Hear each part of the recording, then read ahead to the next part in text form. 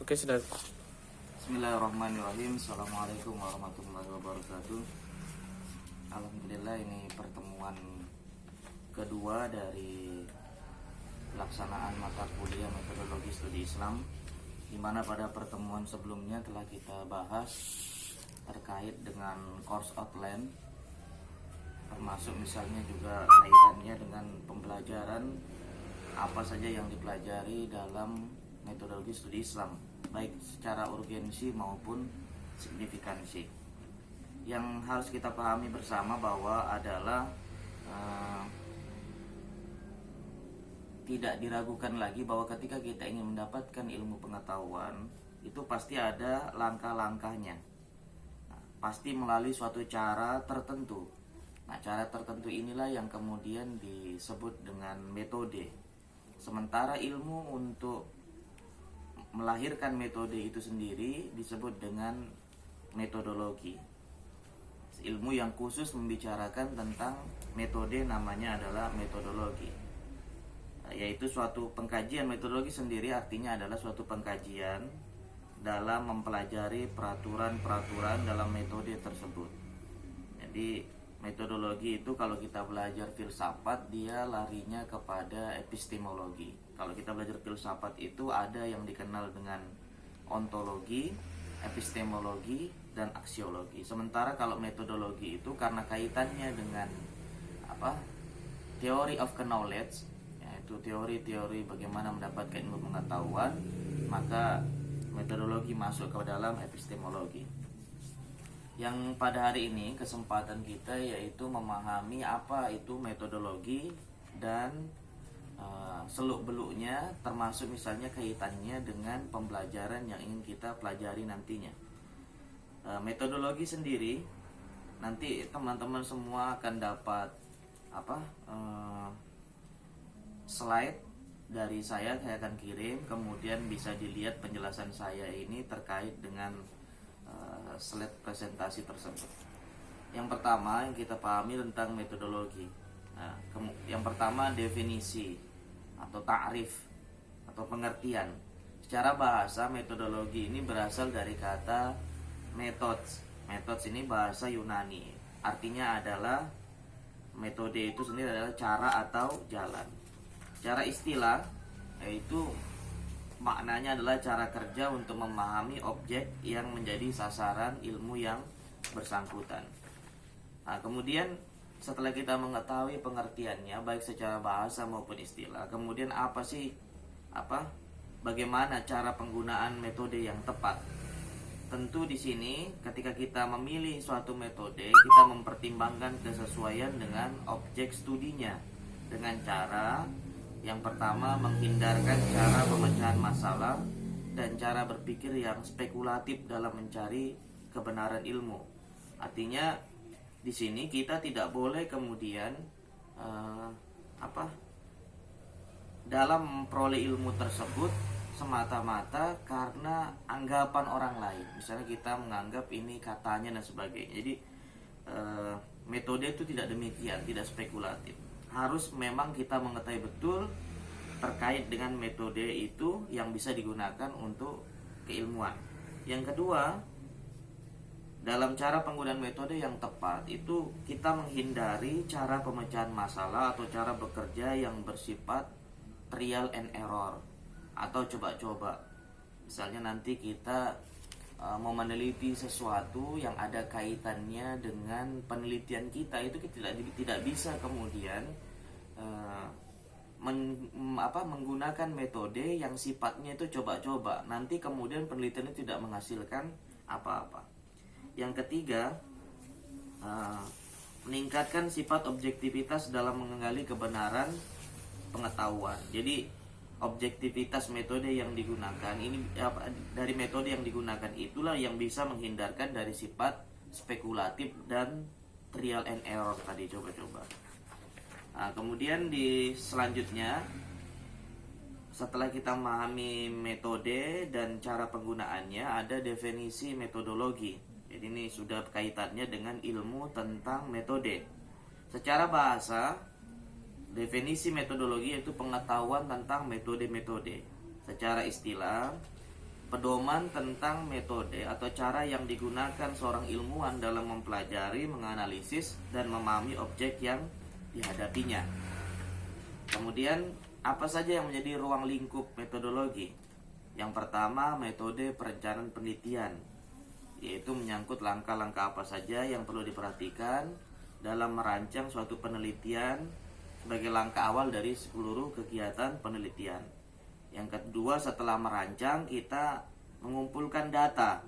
Yang ketiga, mengolah data. Yang keempat, menganalisis data. Itu secara umum begitu. Jadi misalnya kita itu mau meneliti, itu yang pertama kita harus pikirkan adalah rancangan penelitian kita. Misal kita ini di tarbiyah, pendidikan, maka kita merancang dulu misalnya sekolah mana yang mau kita teliti. Itu biasanya kaitannya yang pasti ada 3 hal dalam perancangan tersebut.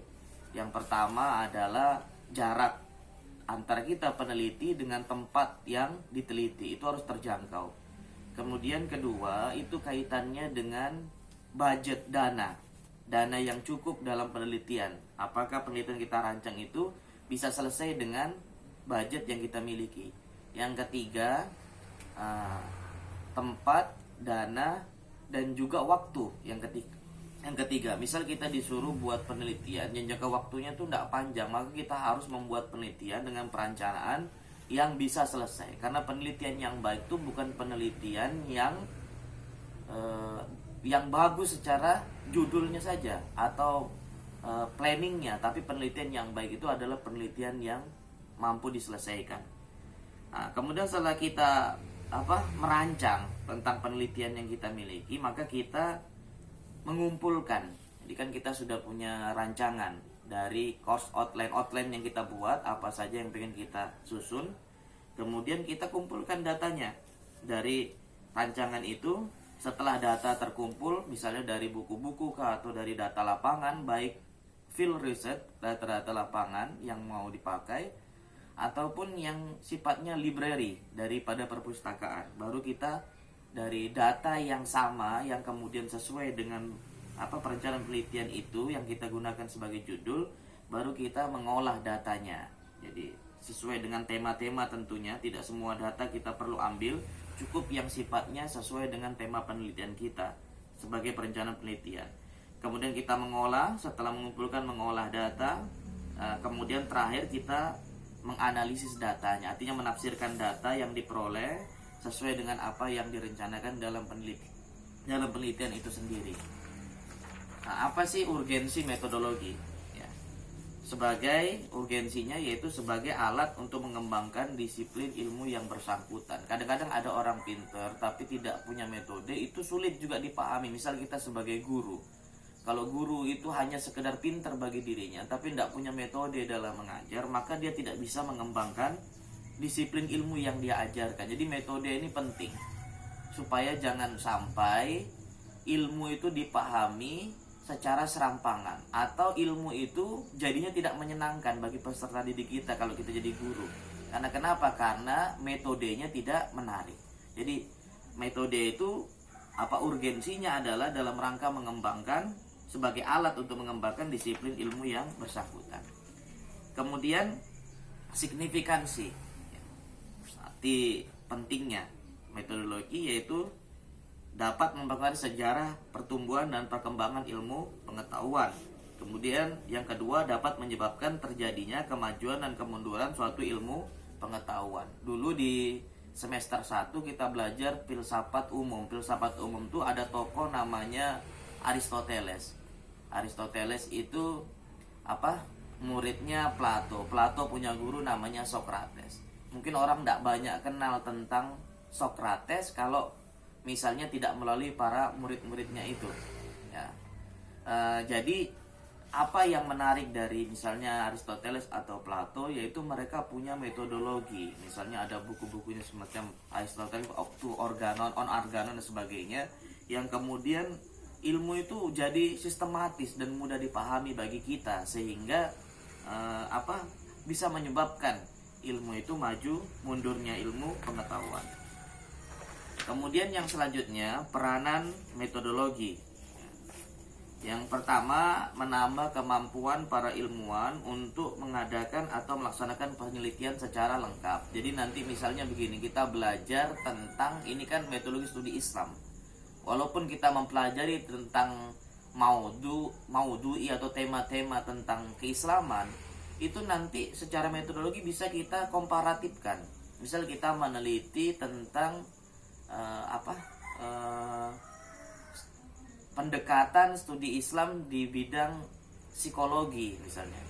Nah, jadi kita nanti itu tidak hanya menggunakan keilmuan Islam, tapi juga bisa menggunakan pendekatan-pendekatan psikologi yang sudah berkembang. Jadi ada islamisasi pengetahuan sehingga ilmu itu dipahami secara komprehensif. Yang kedua itu memberikan kemungkinan yang lebih besar untuk meneliti hal-hal yang belum diketahui. Yang ketiga, memberikan kemungkinan besar untuk melakukan penelitian interdisipliner. Interdisipliner ini yang saya maksud tadi. Jadi bisa saja keilmuan yang berbeda itu digabungkan jadi satu. Misalnya ini sudah diterapkan di universitas atau institut agama Islam misalnya. Ada jurusan namanya psikologi Islam. Itu menggabungkan ilmu psikologi umum dengan ilmu Islam. Ada juga sosiologi agama, ada perbandingan agama dan lain sebagainya. Pada intinya adalah bisa memberikan kemungkinan dengan metodologi yang beragam itu untuk terjadi interdisipliner secara keilmuan, sehingga ilmu itu dipahami secara luas, tidak hanya doktrin saja, doktrin normatif saja, tapi bisa mempengaruhi nilai-nilai sosial kemasyarakatan, termasuk nilai-nilai agama. Karena ini yang kita butuhkan adalah keseimbangan atau pengetahuan yang komprehensif antara nilai-nilai kemanusiaan dengan nilai-nilai keagamaan, sehingga agama itu punya fungsi di mana agama itu memberikan nilai kemaslahatan tidak hanya bagi dirinya terhadap tuannya, tapi juga agama itu punya fungsi kemaslahatan untuk sesamanya. Jadi agama itu adalah bisa dipahami secara membumi dan melangit. Yang keempat, memberikan pengodoman untuk pengorganisasian serta mengintegrasikan pengetahuan mengenai masyarakat. Jadi dengan metodologi yang ada itu akan mempermudah untuk memberikan semacam istilahnya itu strukturisasi dalam penelitian yang ada, baik itu terkena dengan masyarakat. Dulu ada peneliti namanya Clifford Geertz. Clifford Geertz ini meneliti tentang The Legend of Java, tentang agama orang-orang di Jawa dengan mengambil tempat di satu tempat atau desa di daerah Jawa. Nah, dia kemudian berhasil mengorganisasikan masyarakat menjadi 3 model orang yang beragama Islam. Ada yang disebut dengan santri, ada yang disebut dengan abangan, ada yang disebut dengan priai. Jadi ini metodologi sangat penting. Kemudian setelah kita memahami metodologi, ada pengertian agama. Definisi agama yang secara bahasa adalah ikatan yang dipegang dan dipatuhi manusia. Agama itu berasal daripada bahasa Sanskerta, terdiri dari 2 kata. Agama itu A itu artinya tidak, gam itu pergi. Artinya tidak pergi karena tetap diwariskan secara turun temurun. Jadi misalnya bapaknya agamanya ini, maka anaknya ini itu agam namanya. Kemudian ada juga yang memaknai agama itu dari kata A tidak, terus gama kacau. Jadi agama tuh, orang yang beragama tuh pasti bukan orang yang kacau hidupnya bagi dirinya sendiri dan hidupnya orang lain. Makanya dalam agama Islam misalnya dikatakan al-muslimu man salimal muslimuna min lisanihi wa yadihi. Orang muslim itu pada hakikatnya adalah orang lain yang selamat daripada lisannya dengan tangannya. Jadi tidak ganggu orang lain kalau orang beragama. Kalau orang-orang beragama sekarang kemudian dia hidupnya itu banyak mengganggu tetangganya, gosip, kemudian orang lain tidak merasa tenang di dekat dia, itu berarti sebenarnya dia belum beragama pada hakikatnya. Sedangkan secara bahasa agama atau bahasa Arab ya, berasal dari Arab itu kalau kita mengartikan agama dengan istilah din. Din itu artinya adalah menguasai ya. Kemudian menundukkan, patuh dan balasan. Jadi macam-macam. Sementara secara istilah agama itu adalah ajaran yang berasal dari Tuhan atau bisa juga dipahami sebagai hasil renungan manusia kalau di agama ardi, yang terkandung dalam kitab suci yang turun-temurun diwariskan oleh satu generasi ke generasi lainnya untuk memberikan tuntunan dan pedoman hidup bagi manusia agar mencapai kehidupan yang bahagia di dunia dan di akhirat. Yang di dalamnya ketika orang itu beragama mencakup unsur kepercayaan kepada sesuatu yang gaib, yang selanjutnya karena percaya menimbulkan respon emosional dan keyakinan bahwa kebahagiaan hidup tersebut tergantung pada adanya hubungan yang baik dengan kekuatan yang dipercayai, kekuatan gaib tersebut. Apa saja yang menjadi karakteristik unsur penyusun agama? Ya. Yang pertama adalah yang sebagaimana pengertiannya itu percaya kepada yang gaib. Kedua, unsur kepercayaan bahwa kebahagiaan dan kesejahteraan hidup itu di dunia dan di akhirat tergantung adanya hubungan yang baik dengan kekuatan yang gaib tersebut. Yang ketiga, ada respon emosional dari manusia yang disebut dengan keimanan. Yang keempat, ada unsur paham adanya kudus dan suci. Nah, ini diantaranya. Kemudian aspek-aspek agama, ada aspek asal usul. Ada agama yang berasal dari Tuhan, agama samawi, dan ada juga agama yang berasal dari pemikiran manusia yang disebut dengan agama ardi. Nah, kemudian yang tujuannya apa? Aspek-aspek agama itu memberikan tuntunan hidup kepada manusia atau way of life agar manusia itu memperoleh kebahagiaan di dunia dan di akhirat. Kemudian aspek ruang lingkup, yaitu keyakinan kepada sesuatu kekuatan gaib. Keyakinan bahwa manusia yang percaya kepada kekuatan gaib tersebut akan hidupnya bahagia. Jadi kalau mau bahagia percaya, kalau enggak akan sengsara. Dan menimbulkan respon emosional dan adanya yang dianggap suci. Misalnya sekarang ini kalau misalnya ada orang agamanya dihina, itu pasti dia akan membalas atau sekiranya menimbulkan sikap apologis, membela agamanya yang dihina tersebut karena menganggap bahwa karena itu menjadi bagian daripada respon emosional dia sebagai umat yang beragama ketika dia mempercayai tentang keagamaannya. Yang selanjutnya yang keempat, itu ada aspek pemasyarakatan. Artinya apa? Artinya bahwa agama itu diwariskan secara turun-temurun. Misalnya kalau bapaknya Islam, maka anaknya Islam. Itu kemudian lain agama juga begitu. Makanya agama itu mengatakan dalam hadis, kullu mauludin yuladu alal fitrah. Setiap anak yang lahir tuh sebenarnya dia dalam keadaan fitrah, tapi kemudian ayahnya lah yang membawa dia menjadi, atau orang tuanya yang membawa dia menjadi Yahudi, Nasrani dan sebagainya. Jadi ini diwariskan secara generasi ke generasi. Kemudian ada aspek yang kelima, yaitu aspek sumber, yaitu kitab suci. Seluruh agama itu pasti memiliki kitab suci yang dipegang oleh para pemeluknya. Kemudian 5 bentuk gejala agama yang dapat dijadikan objek penelitian. Jadi ini penting supaya kita memahami apa saja yang menjadi objek penelitian nantinya kalau kita menjadikan agama itu sebagai penelitian. Yang pertama yang bisa kita teliti dari agama yaitu naskah-naskah, sumber ajaran dan simbol agama seperti Al-Quran tuh bisa. Makanya misal kalau kita kuliah di jurusan ilmu Al-Quran dan tafsir, itu kita menelitinya misalnya konsep sabar dalam Al-Quran. Ini yang diteliti adalah Al-Qurannya sendiri, atau tafsir tentang ayat tertentu itu Al-Quran sendiri, atau bisa juga simbol-simbol agama itu bisa diteliti. Kemudian yang kedua yang bisa kita teliti adalah para penganut, pemimpin atau pemuka agama yang berkaitan dengan perilaku dan penghayatan para penganutnya. Ini biasanya digunakan pada jurusan pemikiran Islam. Misalnya kita mau meneliti tentang pemikiran seorang tokoh, itu kaitannya dengan tokoh itu kaitannya dengan pemikirannya terhadap sesuatu yang menjadi ekspert atau keahliannya dan pengaruhnya terhadap umat atau terhadap jamaah yang dia yang mengikutinya. Itu bisa.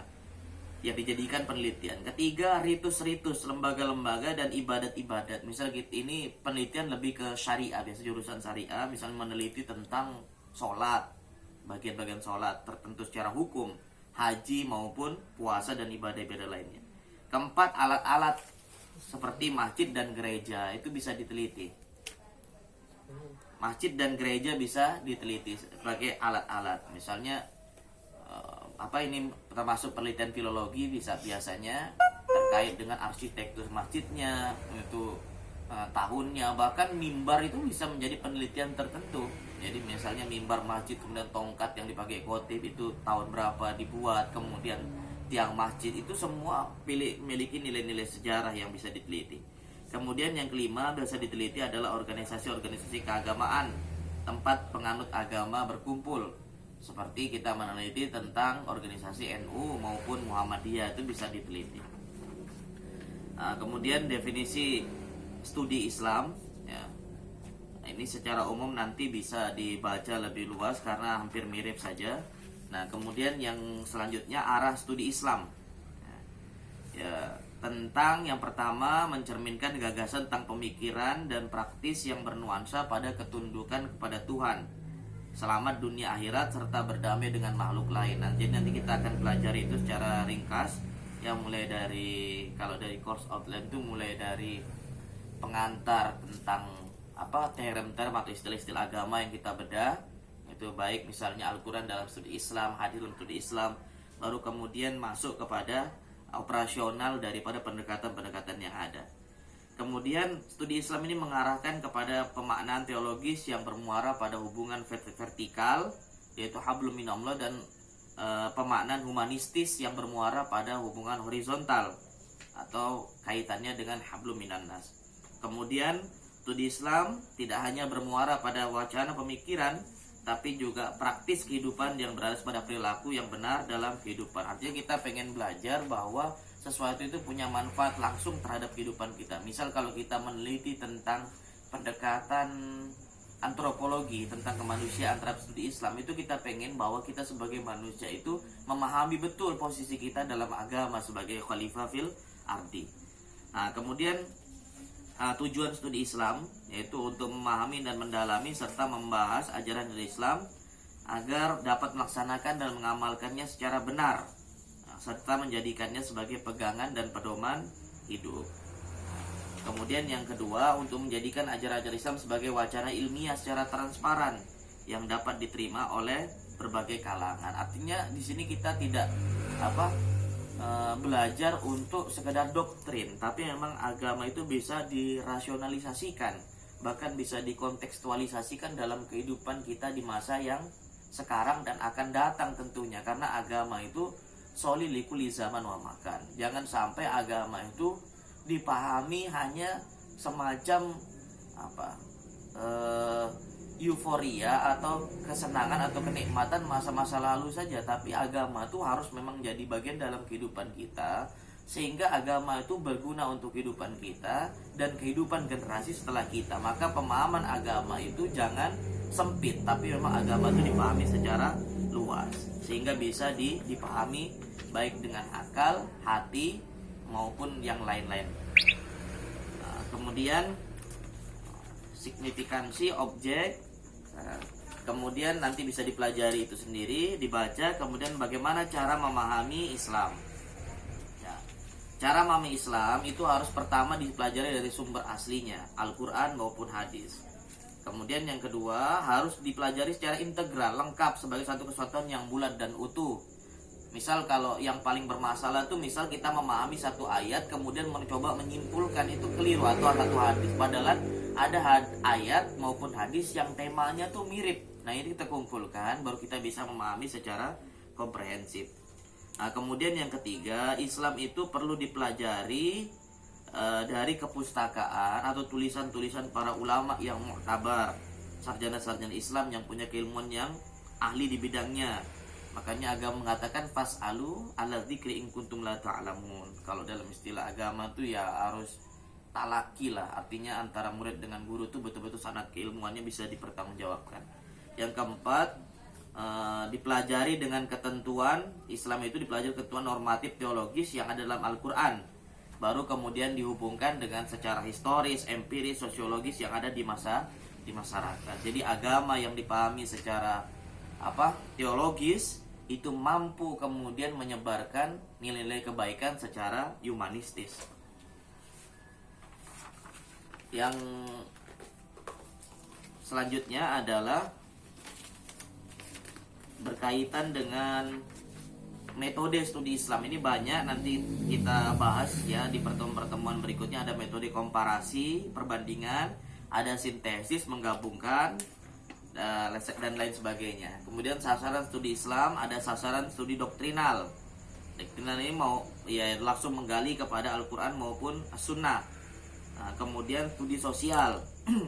Studi sosial tentang gejala-gejala sosial yang menyangkut keadaan masyarakat penganut agama lengkap dengan struktur, lapisan, serta gejala sosial yang lainnya. Misalnya ada judul tulisan yang berbunyi yang berjudul pandangan ulama tentang penggunaan alat kontrasepsi spiral dalam keluarga berencana. Itu namanya adalah studi sosial. Jadi mengambil penelitian agama tapi yang sifatnya adalah sosial. Kemudian ada studi budaya, yaitu studi tentang Islam dalam bentuk sebuah kebudayaan yang hidup dan berkembang dalam masyarakat. Jadi berupa living dia kehidupan. Nah, ini biasanya ada living sunnah atau living Quran yang sekarang itu jadi modern.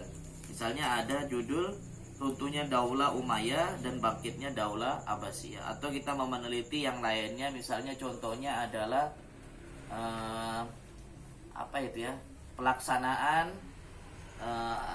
pelaksanaan ritual apa dalam suatu dalam budaya tertentu, orang tertentu, yang tapi orangnya itu sendiri sebenarnya adalah beragama Islam. Itu namanya studi budaya. Termasuk meneliti buku-buku tentang pemikiran, itu bukunya sendiri itu adalah studi budaya. Yang terakhir ini pertumbuhan studi Islam di dunia.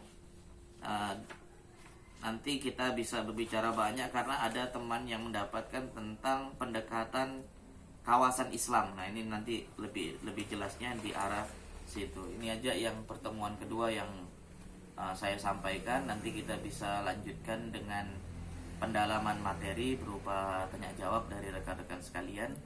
Demikian, Assalamualaikum warahmatullahi wabarakatuh.